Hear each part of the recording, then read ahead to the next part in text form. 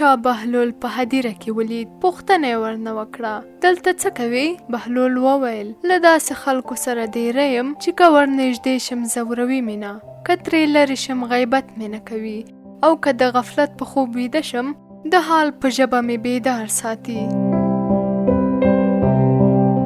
یو څاڅکی شات په خاورو کې توی شول. یو کوچنی میږی ورغی، ویې څکل، سخت خوند یې ورکړ. بیا یې وڅکل، په خوند یې نه مړېده. له ځان سره یې وویل چې څه په څنډو کې ګرځې، راځه منځ ته یې ورشه او پوره خوند واخله. ده همداسې وکړل. د شاتو څاڅکي منځ ته ورننوت. ګوري بند پاتې شو، مړ شو. مرشد وویل، د دنیا خوندونه د شاتو لوی څاڅکی وګڼئ چې که اندازه یې ونه ساتئ او ځان پکې ډوب کړئ، بیا په رښتیا غرقېږئ.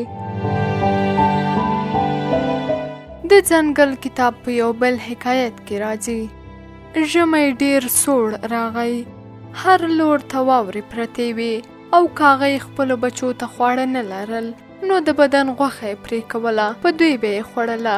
ژمی تیر شو او کاغۍ مړه شوه، خو بچي یې وژغورېدل او ویې ویل، په ایکې یو ډول خوړو یې پوزې ته ورسولو، ښه ده چې مړه شوه.